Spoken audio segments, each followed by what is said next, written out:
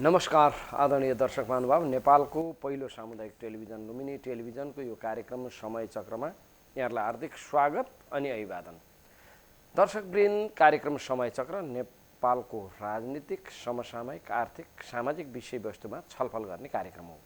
आज हामीले पछिल्लो घटनाक्रम, विशेष गरेर सत्तारूढ नेपाल कम्युनिस्ट पार्टीको आन्तरिक विवाद, आन्तरिक कलह र आन्तरिक दुर्घटना जेसुकै भने पनि नेकपाको विवाद, जसका कारण मुलुक एउटा गतिमा बढिरहेको अवस्थामा ब्रेक लागेको छ। हामी यिनै विषयको सेरोफेरोमा रहेर कुरा गर्नेछौँ र आज हामीसँग हुनुहुन्छ नेकपाका नेता तथा लुम्बिनी प्रदेशका उद्योग, पर्यटन, वन तथा वातावरण मन्त्री माननीय लीला गिरी। आउनुहोस् दर्शक महानुभाव, उहाँलाई कार्यक्रममा स्वागत गरौँ। यहाँलाई कार्यक्रम के छ यो नेकपाको पछिल्लो घटनाक्रम? हाम्रा धेरै दर्शकहरू जानकार त हुनुहुन्छ, जति जानकार हुनुहुन्छ त्यति चिन्तित पनि हुनुहुन्छ। नेकपाको यो विग्रह, विवाद, यो समस्या राजनीति सुरु गर्दा र राजनीतिको यो अवस्थासम्म आउँदा लीलागिरीलाई लाग्थ्यो मुलुक यो अवस्थामा जान्छ आफ्नै पार्टीका कारणले गर्दा?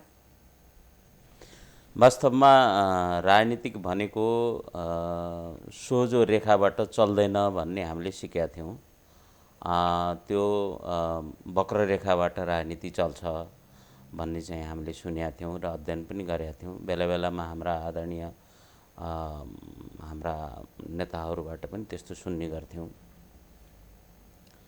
अहिले एउटा अनहोनी भएको छ। तपाईले भने चाहिँ धेरै नागरिकहरूलाई, यो पार्टीका कार्यकर्ताहरूलाई धेरै हिसाबले चिन्तित बनाएको छ। यो चिन्ता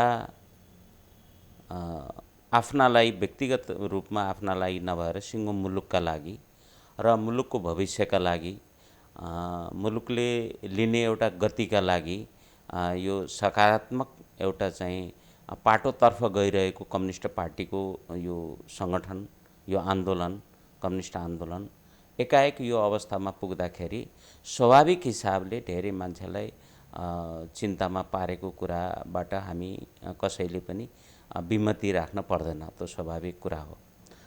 तर के हुँदो रहेछ भने घटना घट्दै जाँदाखेरि त्यो घटनासित जोडिएर चिन्ता गर्ने भन्दा पनि त्यो घटनाबाट माथि उठेर नयाँ सिराबाट काम गर्नुपर्छ, नयाँ सिराबाट जाँगरका साथ अगाडि बढ्नुपर्छ, थप ऊर्जाका साथ अगाडि बढ्नुपर्छ भन्ने कुरा पनि हुँदो रहेछ।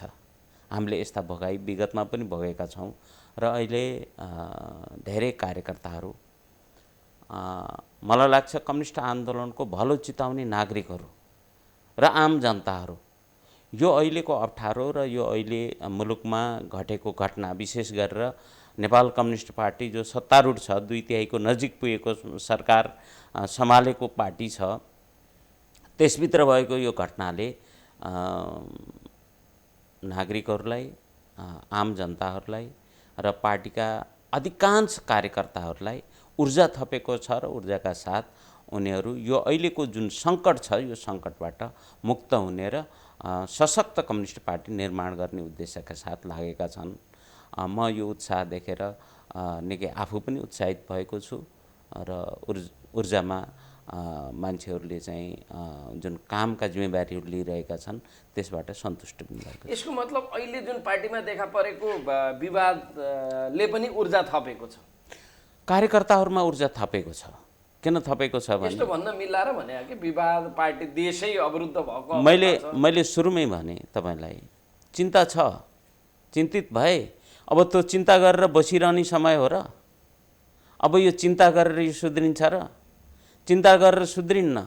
ठिक कुरा के हो, यथार्थ कुरा के हो, किन यो विग्रह आयो, यो जनताले बुझिसकेको सन्दर्भमा यसबाट माथि उठ्न ऊर्जाका साथ लाग्नु परेन। यो अर्थमा मैले मान्छेहरूमा ऊर्जा थपिएको छ भन्न खोजेको। एउटा पार्टी, नेपाल कम्युनिस्ट पार्टी, त्यसमाथि पनि विशाल नेपाल कम्युनिस्ट पार्टी, एकीकृत पार्टी, विभिन्न चरणबाट टुटफुटबाट गुज्रेको पार्टी पछिल्लो समय एकीकरण हुँदा जुन खालको ऊर्जा थियो नि, आज एउटा अध्यक्ष अर्को अध्यक्षलाई गाली गर्ने, गाली मात्रै होइन विभिन्न ढङ्गले असफल बनाउन लाग्ने र केन्द्रमा मात्रै नभएर प्रदेशमा जिल्ला तहमा समेत यसको विभाजनको रेखा कोरिँदै जाने, तर पार्टी एउटै हुने, यो अनौठो लाग्दैन भने? अब यसका पछाडि पनि केही रहस्य छन्, तपाईँले बुझ्नु भएको छ र आम जनताले पनि बुझेका छन्। नेपाली जनता यो आन्दोलन विभाजित भएको हेर्न चाहँदैनन्, यो यथार्थ कुरा हो। नेपाली जनता यो आन्दोलन सशक्त भएको हेर्न चाहन्छन् र यो पृष्ठभूमिमा पार्टी फुटाल्ने हैसियत, पार्टी फुटाल्ने हिम्मत र पार्टी फुटाल्ने घोषणा गर्न सक्ने क्षमता कसैसँग रहेनछ भन्ने कुरो यसबाट पुष्टि हुन्छ। किनभने पार्टी फुटाल्दाखेरि अलोकप्रिय भइन्छ, जनताका बीचमा विस्थापित भइन्छ भन्ने यथार्थ यो विश्लेषण अहिलेको घटनाबाट हामीले निकाल्न सक्छौँ। यो विषय हो। नेपाली जनता यो कम्युनिस्ट पार्टीको सशक्त सङ्गठन र यसको विस्तारसँग कति सन्तुष्ट थिए। तर तपाईँ यो एकतापछि अहिलेसम्म हेर्नुहोस्, 3 महिनाभित्र यो पार्टी सम्पूर्ण रूपमा एकीकरण गर्ने भनेको के कारणले रोकियो, किन आजसम्म भएन? यो पार्टीको चैतमा, आउने चैतमा, हामी त माघको लास्टमा छौँ, अब फागुन र चैत 2 महिना मात्रै बाँकी छ, महाधिवेशन गरेर यो पार्टीलाई सम्पूर्ण रूपमा अगाडि बढाउने, एकताका साथ अगाडि बढाउने भन्दा त्यतातर्फ यो पार्टी किन गएन?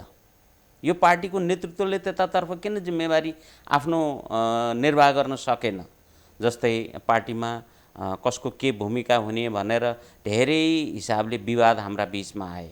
अब त्यसो हो भने पार्टीको सम्पूर्ण काम कार्यकारी हिसाबले चलाउने र तपाईले महाधिवेशन आयोजना गर्नेतर्फ लाग्नुहोस् भनेर भनिरहँदाखेरि महाधिवेशन आयोजना गर्ने र त्यो महाधिवेशनबाट नेतृत्व लिने तर्फ किन पार्टीको नेतृत्व रहेन? विशेष गरेर कार्यकारी अध्यक्ष भनेर हामीले बनाएको कमरेड प्रचण्डले त्यो भूमिकातर्फ नलागेर यो अहिलेको परिस्थिति सृजना गर्नेतर्फ किन लाग्नुभयो? यी कुराको हामीले विश्लेषण जनताले गरेका छैनन् भन्ने बुझेका छौँ र मलाई लाग्छ राम्रो गरी बुझेका छन्, राम्रो गरी उनीहरूले यो निचोडमा पुगेका छन्। तसर्थ यसका पछाडि नियत छ, यसका पछाडि स्वार्थ छ, यसका पछाडि व्यक्तिगत लेनदेनका कुरा छन्। जबकि जनताले यो चाहेका छैनन्। मुलुकलाई त्यो कुरा चाहिँ आवश्यक होइन, मुलुकलाई प्रगतिको आवश्यकता हो, मुलुकलाई कम्युनिस्ट पार्टीको एकताको आवश्यकता हो, मुलुकलाई अहिले जसरी यो जनमत यो सरकारले प्राप्त गरेको छ त्यही जनमतका आधारमा काम गर्ने बाटो खोल्ने आवश्यकता हो। त्यो विषय त पुरा भएन नि, त्यही कारणले यो अवस्था आइपुग्यो। जस्तो यहाँले कार्यकारी अध्यक्ष प्रचण्डको कुरा गर्नुभयो, तर पार्टीका गतिविधिहरूमा उहाँलाई मन फुर्काएर काम गर्न दिएन भन्ने आरोप त उहाँले पनि लगाउनु भएको छ नि त। कार्यकारी अध्यक्षले मलाई पनि काम गर्ने वातावरण भएन पार्टीमा, यो सबै केपी ओलीका मान्छेहरू भर्न पर्ने, हामीले त कुनै ठाउँ नपाउने, हाम्रा शुभेच्छुकहरूले कहीँ कतै अवसर नपाउने भन्ने त सार्वजनिक रूपमै उहाँहरूले भन्नुभएको छ नि त। वास्तवमा यस्तो छ, घिउ खाए पनि हर्पे त्यहीँ छ भन्ने एउटा उखान छ होइन। अर्कातर्फ हिन्दीमा एउटा उखान के छ भने नाच नजाने आँगन टेढा भन्ने पनि छ। के कामका लागि रोकावट गरियो? पार्टीका प्रथम अध्यक्ष कमरेड केपी शर्मा ओलीलाई सरकारको जिम्मा दिइसकेपछि, संसदीय दलमा सर्वसम्मति रूपमा उहाँलाई संसदीय दलको नेता चयन गरेर सरकारको जिम्मा दिइसकेपछि स्वाभाविक रूपमा पार्टी सञ्चालन गर्ने र त्यसको जिम्मा लिने विषय अर्का अध्यक्ष कमरेड प्रचण्डको हुन्थ्यो। त्यसमा कसैले दिइरहन पर्छ भन्ने लाग्दैन। त्यही कारणले दुईटा अध्यक्षको व्यवस्था गरेको थियो आगामी एकता महाधिवेशनसम्म। त्यसमा पनि केही गुनासाहरू आइसकेपछि ल पार्टीको सबै काम तपाईले गर्नुस्, कार्यकारी हिसाबले तपाईले सञ्चालन गर्नुस् पार्टीलाई, त्यो कुरा त त्यो निर्णय गर्नुभन्दा पहिला विगत माघको तेस्रो केन्द्रीय कमिटीको बैठकबाटै हामीले चाहिँ आभास पाएका थियौँ। प्रथम अध्यक्ष कमरेड केपी शर्मा ओली बैठकमा आएर उद्घाटन समारोहमा सामेल भएर आफ्नो मन्तव्य राखिसकेपछि जति समय बैठक चल्यो समापन हुँदाको दिन बाहेक उहाँ आउनु भएन। सम्पूर्ण रूपमा कमरेड प्रचण्डले बैठक सञ्चालन गर्नुभएको थियो, उहाँले रुलिङ गर्नुभएको थियो। सबै विषयवस्तु उहाँको अध्यक्षतामा पार्टीको केन्द्रीय कमिटीमा छलफल भएका थिए, सबै विषयवस्तुहरू अगाडि बढेका थिए। त्यसपछि पनि कुरा आइसकेपछि गत भदौको 26 गते सम्पूर्ण रूपमा कार्यकारी अधिकार उहाँलाई दिने, पार्टीको सम्पूर्ण एकता एकीकरण तलसम्म अविलम्ब लैजाने र महाधिवेशनको तयारी गर्ने भनेर भनिसकेपछि अरू के विषय का बारेमा उहाँले काम गर्न रोकावट हालियो त्यो म जान्दिनँ, म बुझ्दिनँ। जहाँसम्म कमरेड केपी ओलीका मान्छे मात्रै भर्ने सन्दर्भ छ, तपाईँ विश्लेषण गर्नुहोस्। केपी ओलीको कोही परिवारको मान्छे मन्त्रीमण्डल थियो अथवा कुनै राजनीतिक नियुक्तिमा थियो? त्यो कुरा त हाम्रो प्रश्न हुन्छ। अब प्रधानमन्त्रीले काम गर्न सकेन भनेर आरोप लगाइरहँदाखेरि प्रधानमन्त्रीको कामको परिणामबाट पार्टीले प्रगतिको बाटो खोज्ने कि प्रधानमन्त्रीको काम अथवा उहाँले जिम्मा लिइरहेको सन्दर्भमा त्यसमा भागीदारी, त्यसमा हिस्सेदारी खोजेर अगाडि बढ्ने, यो विषयका बीचमा अहिले खास द्वन्द्व हो। मेन समस्या त्यो हो। जबकि प्रधानमन्त्रीलाई तपाईँ मुलुक चलाउनुहोस् भनेर दिइसकेपछि उहाँबाट कामको परिणाम हामीले खोज्नुपर्छ। उहाँको काममा हिस्सेदारी खोज्ने होइन। उहाँले दैनिक रूपमा सञ्चालन गर्ने कामको जिम्मेवार मान्छेहरू आफ्ना मान्छे भर्ती गरेर त्यसमा सत्ताको भागीदारी खोज्ने होइन, उहाँबाट मुलुकको कामको परिणाम खोज्ने हो। यतातर्फ मुलुक गएन नि। मन्त्रीमण्डल हेरफेर गर्न नदिने, कमजोर काम भएका, कमजोर भूमिका भएका मन्त्रीहरूलाई परिवर्तन गर्न नदिने, कामकाजी मन्त्रीहरूलाई काम गर्न नदिने, मन्त्रीमण्डल चेन्ज गर्दाखेरि तिनटा गुट माधव कुमार नेपाल प्रचण्डका मान्छे समेत राखेर अगाडि बढ्नुपर्ने बाध्यात्मक अवस्था हुने, त्यो राजनीतिक नियुक्ति चाहे त्यो राजदूतको कुरा होस् अरूमा पनि हिस्सेदारी खोज्ने, यो सबै प्रसङ्ग हाम्रा अगाडि छर्लङ्ग छैनन्। र यो समस्या सुरुदेखि नै कार्यविधि बनाउँदा पार्टीभित्र पार्टी सदस्य हो भनेर हेरिएको भए यो समस्या आउँथ्यो। सबै पार्टी सदस्यहरूले, पार्टीमा योगदान गरेकाहरूले, पार्टीमा भूमिका खेलेकाहरूले त्यो अवसर प्राप्त गर्नुपर्छ भन्ने खालको भूमिका त्यो कार्यविधि बनेको भए यो समस्या आउँथ्यो। वास्तवमा के हुन्थ्यो भने जस्तै तलका कमिटीहरूको सिफारिस लिने कुरा कम्युनिस्ट पार्टीमा जायज हुन्छ। कम्युनिस्ट पार्टीले त्यो गर्ने पनि गर्छ। के काममा के गर्नुपर्छ हामीले चाहिँ प्र्याक्टिस पनि गरेका छौँ। स्थानीय सरकार, प्रदेश सरकार र सङ्घीय सरकारका प्रतिनिधिहरू, जनप्रतिनिधिहरू जसले त्यहाँ चाहिँ प्रतिनिधित्व गर्छन्, तिनीहरूलाई आफ्नो आफ्नो स्तरबाट सुझाव दिने, आफ्ना आफ्ना कमिटीबाट सुझाव दिने, जनस्तरबाट सुझाव माग्ने, त्यो नीति निर्माणको हकमा, त्यो विकास निर्माणको हकमा, त्यो जिम्मेवारी दिने हकमा त्यो विषय छलफल हुने स्वाभाविक कुरा हो। तर त्यसलाई व्यवस्था गरेर माथिबाट हिस्सेदारी माग्ने र पार्टीको जिम्मेवार मान्छे तल पनि छन्, सबै हिसाबले जिम्मेवार मान्छेहरू छन्, उनीहरूको त्यत्तिकै भूमिका यो पार्टी निर्माण गर्नेमा छ भन्ने कुरा बिर्सेर माथि हिस्सेदारी खोज्न थालेपछि यो अहिलेको कचिङ्गल र अहिलेको चाहिँ विषयवस्तु ठिक ट्र्याकमा जानभन्दा गलत बाटोतिर गएको हो। प्रसङ्ग यति हो। यसरी चल्छ अब कम्युनिस्ट पार्टी न दुईटा छ न एउटा छ, यसरी चल्दैन। अब यो त निर्वाचन कसरी यो निर्वाचनमा अब जान्छ, यो पार्टी कसरी कसको नेतृत्वमा निर्वाचन होइन। अब यो त प्रथम पार्टी भनेको प्रथम अध्यक्ष महासचिव भएको पार्टी छँदैछ। अब निर्वाचन आयोगमा यो गइसकेको छ यो मुद्दा। निर्वाचन आयोगले यसलाई तय गर्छ। निर्वाचन आयोगले तय गरेपछि आफ्नो बाटो लाग्न पर्ने। प्रथम अध्यक्ष र महासचिव त कारबाहीमा परिसक्नु भएको छ नि, उहाँहरूले बहुमतको केन्द्रीय कमिटीको बहुमतबाट उहाँहरूले निष्कासन गरेको भनेर पत्र पनि दिनुभयो निर्वाचन आयोगमा।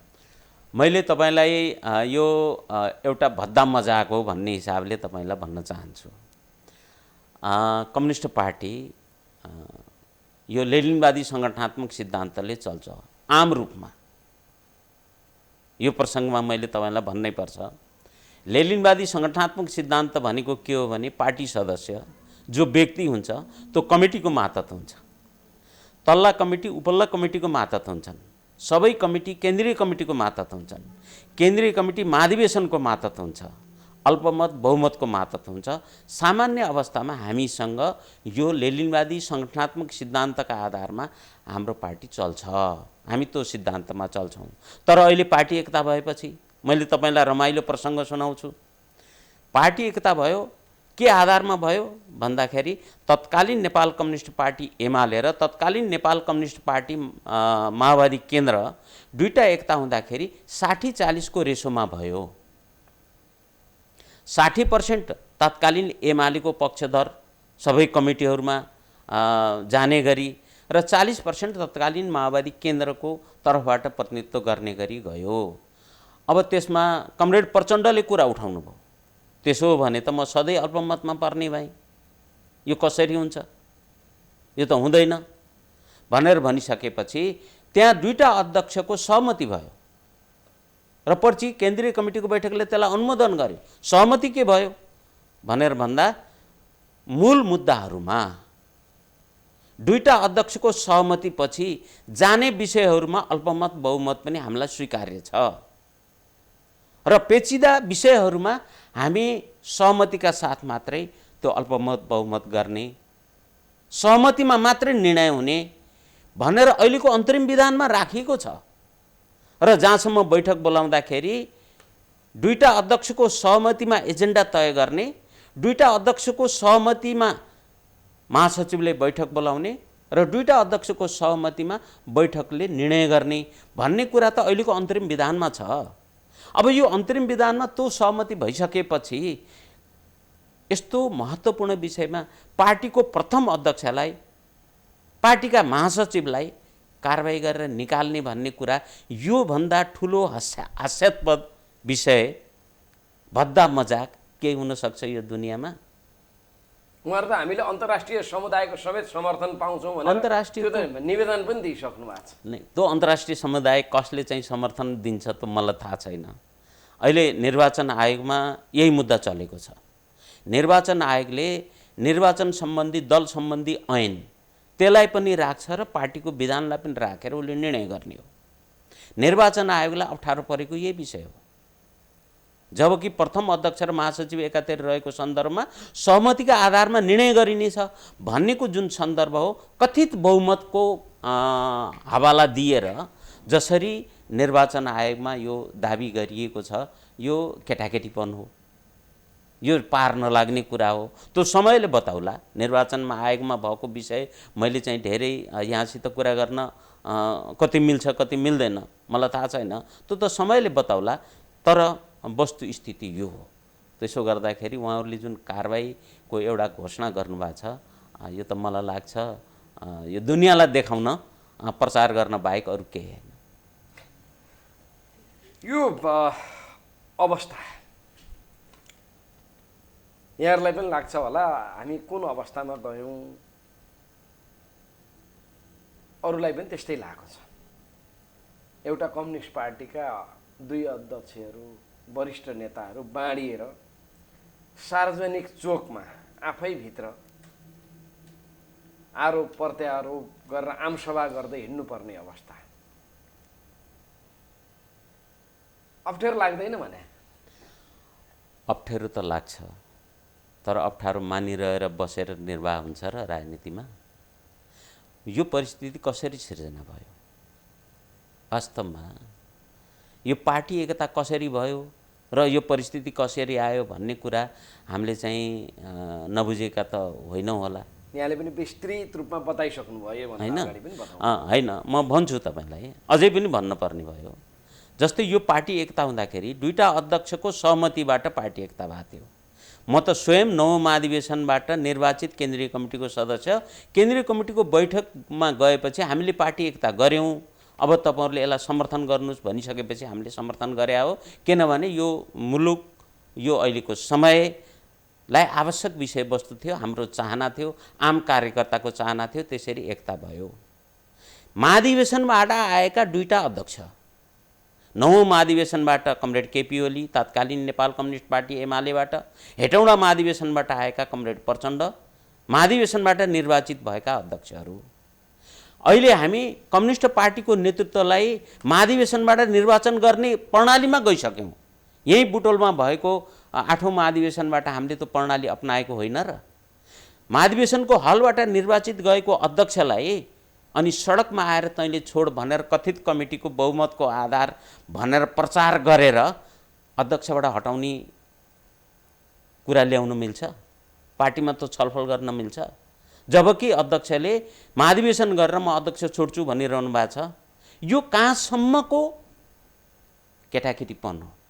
त्यो पनि त्यही महाधिवेशनबाट पराजित भएका अर्का व्यक्ति, पार्टीका वरिष्ठ नेता माधव कुमार नेपालले आफू अध्यक्ष हुनका लागि, यो दुनियाँमा कहीँ नभएको एउटा प्रचलन, महाधिवेशनबाट पराजित भएको मान्छेलाई फेरि अध्यक्ष हुनुपर्ने। अहिले त्यही नौटङ्की भएन र? कमरेड केपी ओलीलाई कारबाही गरेर तिनै पराजित भएका व्यक्तिलाई अध्यक्ष बनाएर एउटा नौटङ्की जुन देखिएको छ, मान्छे कति हाँस्नु? यो परिवेशबाट जुन पार्टीमा एउटा विशेष परिस्थिति सिर्जना भयो, अर्कोतर्फ मैले भन्छु तपाईँलाई, प्रधानमन्त्री केपी ओलीका विगतका संविधान बनाउनेदेखि लिएर संविधान बनाउँदाखेरि आएका तमाम अडचनहरू, यो मुलुकमा लादिएको नाकाबन्दी र मुलुकलाई त्यो नाकाबन्दी र माथि उठाएर आगामी दिनमा कहिले पनि नाकाबन्दी नहुने गरी यो मुलुकलाई अगाडि बढाएको सन्दर्भ, अर्थात् राष्ट्रको पक्षमा महत्त्वपूर्ण भूमिका ऐतिहासिक हिसाबले आजसम्म कसैले पनि गर्न नसकेका काम गरेको त्यो ल्याकत देखेर, त्यो हैसियत देखेर अब आउने दिनमा कम्युनिस्ट पार्टीले जित्दाखेरि मुलुकको नेतृत्व केपी ओलीले गर्नुपर्छ भन्ने उद्देश्यका साथ उहाँलाई अगाडि सारेर निर्वाचन लडिएको होइन र? त्यो निर्वाचनबाट लडेर यो परिणाम आइसकेपछि सर्वसम्मति रूपमा संसदीय दलको नेताको रूपमा चयन गरेर प्रधानमन्त्री बनाइसकेपछि संसदीय दलको बैठक नबसिकन, संसदीय दलको बैठकबाट उहाँलाई नेताबाट पदच्युत नगरिकन सडकबाट, म त भन्छु सडकबाट प्रधानमन्त्री र अध्यक्ष दुईटैबाट छोड भनेपछि भविष्यको सन्तानलाई अर्थात् इतिहासलाई उहाँले जवाब दिनु पर्थ्यो कि पर्दैन थियो? मुलुकले त तँलाई विश्वास गरेका थियो, पार्टीका कार्यकर्ताले त तँलाई विश्वास गरेका थिए, अनि बीचमा आएर गलत तरिकाले, गैर कानुन तरिकाले, त्यो पार्टीको विधानको हिसाबले पनि, त्यो राज्यको कानुनको हिसाबले पनि गलत तरिकाले, गैर कानुनी तरिकाले सडकमा गएर पद छोड्न तँलाई कसले भनेको थियो? यो समयमा केपी ओलीले पद नछोडेको भए मुलुक यो कोर्समा जान्थ्यो, स्थायित्वतर्फ जान्थ्यो भनेर त्यो इतिहासले विश्लेषण गर्दाखेरि केपी ओलीको जवाब, केपी ओलीले त्यो इतिहासलाई जवाब दिनुपर्ने, केपी ओलीको अहिले क्रियाकलापले इतिहासले विश्लेषण गर्नुपर्ने त्यो अवस्था सिर्जना हुन्न र? यो समस्याको एउटा जड पार्टी एकीकरण हो, जुन एकीकरणको बेला स्वार्थ थियो, राजनीति भन्दा पनि। एउटा अध्यक्ष केपी ओलीलाई प्रधानमन्त्री हुनुपर्ने थियो, अर्का अध्यक्ष प्रचण्डलाई विशाल कार्यकर्ताहरूको नेतृत्वमा आउनुपर्ने थियो। पार्टीको अवस्था अत्यन्त कमजोर थियो। यो दुईवटा स्वार्थले मात्रै एकीकरण भएका कारण समस्या भयो।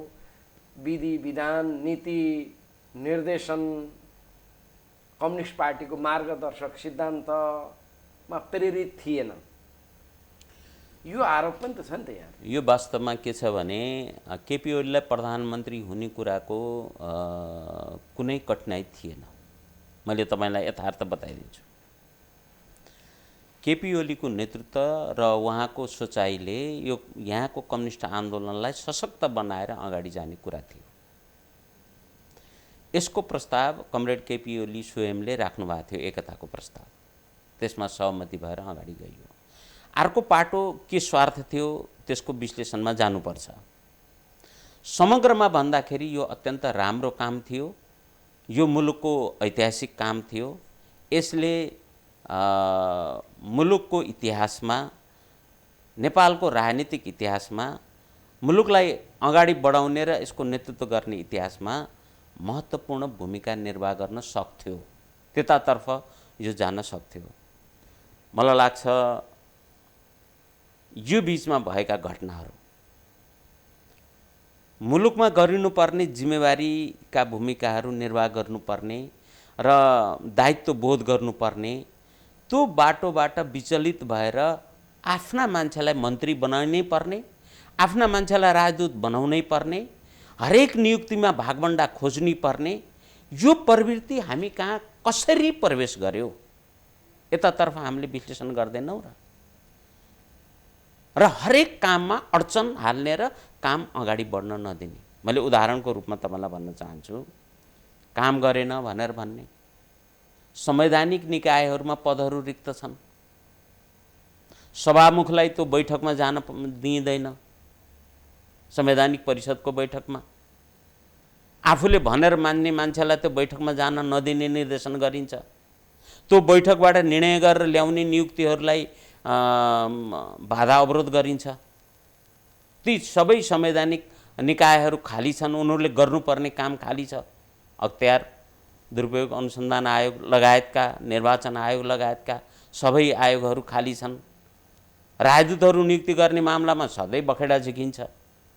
मन्त्रीमण्डल पुनर्गठन गर्ने र कमजोर भूमिका भएकालाई रिप्लेस गर्ने, राम्रो भूमिका निर्वाह गर्न सक्ने व्यक्तिलाई ल्याउन नदिने षड्यन्त्र गरिन्छ। यो परिवेश त हामीले राम्ररी देखेका छौँ नि। यो सबै भएपछि उहाँहरूले अन्ततः गलत बाटो रोज्नुभयो। अझै पनि म तपाईँलाई भन्न चाहन्छु, पुस 5 गते प्रतिनिधि सभा विघटन भयो। प्रधानमन्त्री स्वयं अर्का अध्यक्ष कमरेड प्रचण्डको घरमा गएर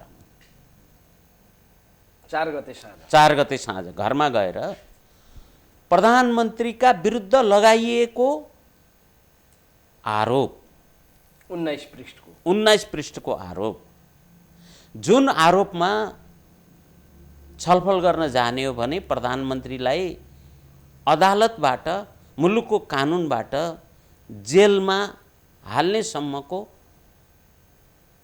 त्यहाँ चाहिँ आरोपहरू छन्। ती आरोपहरू यथार्थमा ठिक थिए र? प्रधानमन्त्री अपराधी, प्रधानमन्त्री कानुन नमान्ने व्यक्ति, प्रधानमन्त्री समाजवाद विरोधी, प्रधानमन्त्री गणतन्त्र विरोधी, प्रधानमन्त्री यो मुलुकको विकास विरोधी, प्रधानमन्त्री भ्रष्टाचारको पक्षपोषक, यो सबै भनेर जसरी आरोप लगाइएको थियो त्यो आरोपमा छलफल गर्न सक्ने अवस्था त थिएन। प्रधानमन्त्रीले के मात्रै भन्नुभयो भने तपाईले दर्ता गरेको त्यो आरोप पत्र फिर्ता लिनुहोस्, अरू के गर्न सकिन्छ मिलेर जाउँ, यो कम्युनिस्ट आन्दोलनलाई बर्बाद नगरौँ, यो समयक्रममा तपाईँ हामी जिम्मेवारमा छौँ, यो सङ्गठन अविरल रूपमा अगाडि बढ्ने हो भनेर भन्दाखेरि पनि त्यो आरोप पत्र फिर्ता नलिएर जसरी प्रधानमन्त्री र सरकारका विरुद्ध षड्यन्त्र गर्न खोजियो त्यसको परिणाम होइन र यो कुरा संसदीय दलमा छलफल गरेको भए हुँदैन थियो? संसदीय दलको बैठक बोलाउने कुरा किन त्यो बाटो रोजिएन? मैले तपाईलाई ठिक प्रसङ्ग उठाउनु भयो। मैले अघि नै भनिसकेँ, प्रधानमन्त्रीलाई हटाउने संसदीय दलको नेताबाट हटाएपछि अब तपाईँ संसदीय दलको नेता रहनु भएन, तपाईको ठाउँमा अमुक व्यक्ति संसदीय दलको नेता भयो र त्यही नै प्रधानमन्त्री हुन्छ भन्ने त सोझो बाटो थियो नि। पार्टी अध्यक्षको कुरा महाधिवेशनबाट जाने कुरा थियो, प्रधानमन्त्री हटाउने कुरा संसदीय दलको नेताबाट उहाँलाई चाहिँ हटाएर अगाडि बढ्ने कुरा थियो। संसदीय दलको बैठक बोलाउने बाटोतर्फ नलागेर त्यो आफ्नै दलको प्रधानमन्त्रीका विरुद्ध विपक्षी पार्टीले दर्ता गर्ने सरहको त्यो अविश्वासको प्रस्ताव संसदमा दर्ता गर्ने उद्देश्यका साथ सिग्नेचर अभियान सुरु गरेर अगाडि बढेपछि अहिलेको परिणाम निम्तिएको होइन र? एउटै पार्टीभित्रका आफ्नै सयोद्धाहरूले संसदीय दलमा यो विषय प्रवेश नगरिकन सिधै संसदमा अविश्वासको प्रस्तावको रूपमा दुनियाँको कहीँ पनि संसदीय व्यवस्थामा यस्तो प्रचलन छ र? बिल्कुल छैन। भनेपछि यस्तो गलत बाटो अगाडि बढिसकेर यहाँसम्म आइपुगेको वर्तमान अवस्था हो। अब यो पार्टी फुट्ने अथवा जुट्ने एउटै पार्टी छ भन्ने कुरा त निर्वाचन आयोगले निर्णय गर्नेको पर्खाइमा मात्रै छ।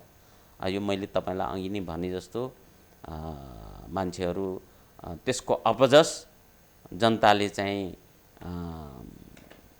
दिने परिवेश सकेसम्म सिर्जना नहोस् भन्ने उद्देश्यका साथ ज्यान जोगाउने उद्देश्य राखेर अहिले चाहिँ यो पार्टी फुटेको घोषणा नगरिएको हो। वास्तवमा व्यवहारमा पार्टी एक छैन र निर्वाचन आयोगको घोषणापछि यो अलग हिसाबले अगाडि म यो विवादास्पद विषय भएको कारणले सर्वोच्चमा पनि विचाराधीन मुद्दा भएको कारणले हामी यो निर्वाचन हुन्छ या हुँदैन भन्ने विषयमा हामी छलफल गर्दैनौँ। यहाँले भन्नुहुन्छ निर्वाचन हुन्छ, स्वाभाविक रूपमा यहाँले आउने जवाफ हो भन्ने हिसाबले म त्यतातिर पनि जान्न चाहिने। यहाँहरूले 1 गते फागुन 1 गते कार्यक्रम गर्दै हुनुहुन्छ प्रधानमन्त्रीलाई निम्त्याएर, यसको आवश्यकता किन? यो वास्तवमा अहिले मुलुकमा भएका घटनाक्रमबाट जसरी प्रधानमन्त्री र सरकारका विरुद्ध प्रचार गर्ने र केही झुन्ड मान्छेहरू जम्मा गरेर त्यसका विरुद्ध विस्मरण गर्ने एउटा चाहिँ लहर चलिरहेको छ, त्यो जनताले रुचाएका छैनन्। जनताले त्यसलाई तिरस्कार गरेका छन् र यस्तो परिवेशमा प्रधानमन्त्रीले जे गरेका थियो ठिक गरेका थियो, यसले मुलुकको पक्षमा काम गर्न खोजेका थियो, जति गर्न खोजेका थियो त्यति गर्न सकेका छैन। गर्न नसक्नका पछाडि सीमित साधन स्रोत, अहिले हामीले बनाएको संविधान अनुसारको सबै कानुनहरू परिमार्जित नभएको सन्दर्भ र त्यसका साथै पूर्ण रूपमा असहयोग भएको सन्दर्भमा काम गर्न नसकिएका कतिपय विषयवस्तुहरू होलान्, तर काम गर्न खोजेका थियो। काम गर्न खोजिरहेको सन्दर्भमा यसलाई काम गर्न नदिएर हठात रूपमा पदबाट हटाउने प्रयास गरियो भनेर जुन जनताका बीचमा एउटा माहौल छ, एउटा भावना छ, त्यो भावनालाई प्रधानमन्त्रीले सम्बोधन गर्नुपर्छ। उहाँले चाहिँ स्थानीय रूपमा उपस्थित भएर आफ्नो उपस्थिति आफ्नो भावना राख्नुपर्छ भन्ने एउटा विषय र अर्को विषय मुलुकमा राजनीतिक घटना घट्दै जाँदाखेरि बुटोलको विशेष भूमिका छ। चाहे तो 46 सालको आन्दोलनको विषयवस्तु होस्, चाहे तो 62 साल मङ्सिर 4 गतेको विशाल आमसभाबाट सुरु भएर गणतन्त्रको आन्दोलनलाई सफल तुल्याउने विषय होस्, बुटोलले विशेष भूमिका निर्वाह गरेको छ र यो बुटोल भनेको, यो लुम्बिनी भनेको कम्युनिस्ट पार्टीको एउटा गढ, कम्युनिस्ट पार्टीको एउटा महत्त्वपूर्ण ठाउँ भएको हुनाले यहाँबाट सन्देश जानुपर्ने आवश्यक छ भन्ने उद्देश्यका साथ हामीले यो प्रदेश स्तरको कार्यक्रम फागुन एक प्रकारको शक्ति प्रदर्शन हो। शक्ति भन्दा पनि जनताका बीचमा हामी उपस्थित हुने, जनतालाई हामीले चाहिँ आफ्ना भावना राख्ने, स्वयं प्रधानमन्त्री र पार्टीका अध्यक्षले आफ्ना विषय राख्ने एक खालको मिटिङ र एक खालको सरकारप्रतिको समर्थनको कुरा हो। यसमा शक्ति प्रदर्शनको कुरा भन्दा पनि एउटा जनताका बीचमा उपस्थितिको कुरा हो। जुन ढङ्गले आमसभामा मान्छे ल्याइन्छ नि, ती मान्छेहरूबाट पार्टी बलियो छ भनेर विश्वास गर्न सकिन्छ? वास्तवमा यो ठिक प्रश्न पनि यहाँले गर्नुभयो। आन्दोलनमा मान्छे ल्याइन्छ भनेर जसरी चाहिँ यहाँले कुरा गर्नुभयो, त्यो जबरजस्ती मान्छेलाई उठाएर ल्याउने आशयका साथ प्रश्न गरेको भन्ने म बुझ्छु। जसलाई रुचि छैन, जुन नागरिकलाई रुचि छैन, जुन नागरिकलाई यो पक्षले राम्रो गर्दैन भन्ने छ, ती नागरिकहरू त्यो पक्षको कुरा सुन्न आउँदैन। हामीले जबरजस्ती ल्याउने होइन, हामीले आह्वान मात्रै गरेका छौँ। हामीले आह्वान गरेका छौँ, हामीले के भनेका छौँ भने हाम्रो विषयवस्तु सुन्न फागुन 1 गते बुटोल आउनुस् मात्रै भनेका छौँ। हामीले ल्याउने गरी धेरै योजना बनाएर हामीले चाहिँ घर घर गाडी पठाएर घर घर खाजा खर्च दिएर ल्याउँदैछन् भन्ने जुन खालको हल्ला छ नि, खाजा खर्चको कुरा त नितान्त त्यो हास्यास्पद विषय हो, त्यो वाहियात प्रचार हो। जहाँसम्म गाडीको विषय हो, स्थानीय कमिटी र स्वतः स्फूर्त कार्यकर्ताहरूले आफै म्यानेज गरेर तपाईँलाई थाहा छ लामो समयदेखि यही जिल्लामा म काम गरेर अगाडि बढेको सङ्गठन निर्माण गरेको मान्छे हुँ। यस्ता धेरै आन्दोलनहरू मैले भोगेको छु, मैले आयोजना गरेको छु। त्यो यस्ता कार्यक्रमहरूमा, यस्ता प्रदर्शनहरूमा म सहभागी भएको छु। मैले चाहिँ नागरिकहरूलाई आउनलाई आह्वान गरेको छु। म आफै भुक्तभोगी छु। यस्तो कार्यक्रममा जाँदाखेरि स्वयं नागरिकहरूले गाडी तपाईँहरूले ल्याउनुहोस्, त्यसको भाडा तिरेर हामी आफै जान्छौँ। भाडा तिर्न नसक्नेलाई एउटाले म अर्काले हालिदिन्छु, हामी सेयर गरेर जान्छौँ भनेर कतिपय ठाउँमा गाडीवालालाई अनुरोध गरेर तेल मात्रै हालेर आएको सन्दर्भ त म आफै भुक्तभोगी छु। अहिले पनि प्रदेशभरिका सबै जिल्लाहरूबाट, छिमेकी प्रदेशबाट पनि त्यो हिसाबले नागरिकहरू आउने तयारी भइरहेको सन्दर्भमा एकदम चाहिँ गाडी खोजेर तयारी गरेर पैसा खर्च गरेर खाजा खुवाएर भन्ने जुन दुष्प्रचार गर्न खोजिएको छ यो वाहियात कुरा हो। 15 दिन अगाडि बुटवलमा अर्का अध्यक्ष प्रचण्ड, कमरेड प्रचण्ड र माधव कुमार नेपाल आएर हामी लुम्बिनीमा केपी ओलीको किल्ला भत्कायौँ भनेर घोषणा गर्नुभयो। त्यसबाट यहाँहरू तर्सिनु भयो र त्यो भन्दा हामी अझै शक्तिशाली छौँ भनेर देखाउन खोज्नु भयो। त्यो बिल्कुल गलत हो। तपाईँहरू आफैले विश्लेषण गर्नुहोस्। तपाईँहरूले यस्ता मिडियाहरू सञ्चालन गरिरहँदाखेरि तपाईँलाई धेरै थाहा छ, तपाईँले यो यथार्थपरक विषय भएर म यस्तो सोध्न खोजेको भन्दा पनि यसले के भन्छ भन्ने हिसाबले प्रश्न गर्नुभएको छ। नागरिकहरू कसको पक्षमा छन् त्यो विश्लेषण तपाईँहरूले गर्नुहोस् र उहाँहरूले किल्ला भत्काएको विषयवस्तु तपाईँहरूले विश्लेषण गर्नु होइन। अनि त्यो त हेर्नु होला। फागुन 1 गतेको उपस्थिति र त्यतिखेर उहाँहरूले आयोजना गरेको उपस्थितिमा कति फरक हुन्छ, कति मान्छे हुन्छन्। तपाईँहरूले त्यहाँ सोधेर त्यहाँ सहभागी हुने नागरिकहरूसित, विभिन्न जिल्लाबाट आउने सहभागीहरूसित तपाईँहरूले सोधेर यसको विश्लेषण निकाल्न सक्नुहुन्छ।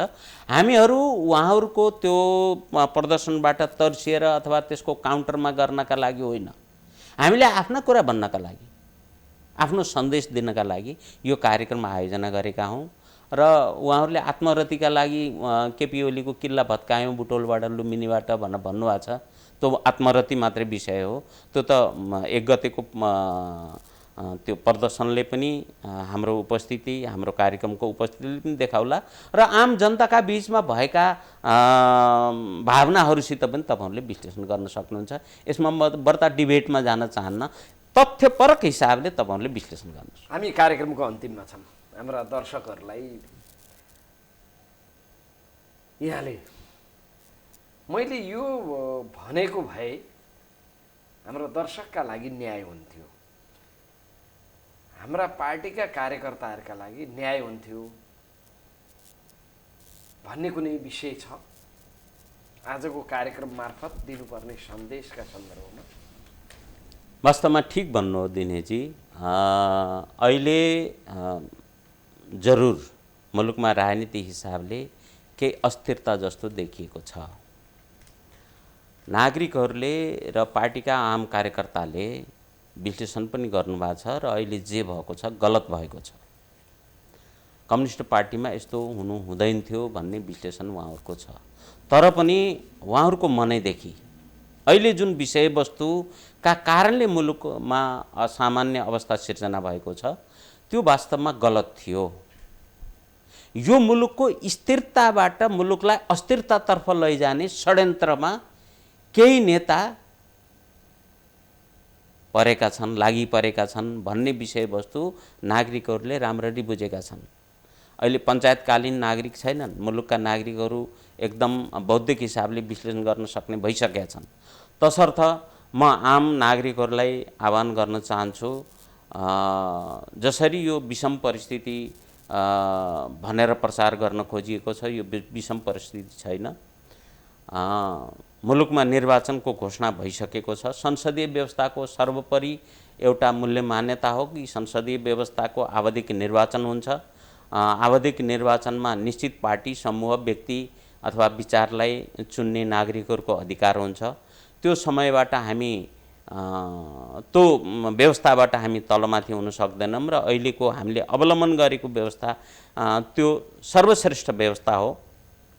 तसर्थ यो मुलुकलाई विगतको अस्थिरताबाट हामीले जुन पाठ सिकेका छौँ यो मुलुक स्थिर हुनुपर्छ भनेर हामीले जुन भावना बोकेका छौँ यो भावनालाई उजागर गर्न यो भावनालाई स्थापित गर्न र यो मुलुकमा स्थिरताका साथ अगाडि बढाउनका लागि हामी एकदम एकडिक्का भएर अगाडि बढ्नुपर्ने आगामी निर्वाचनमा एक ठाउँमा उभिनुपर्ने र यो मुलुकलाई स्थिरता दिन सबैले भूमिका निर्वाह गर्नुपर्ने आवश्यकता छ।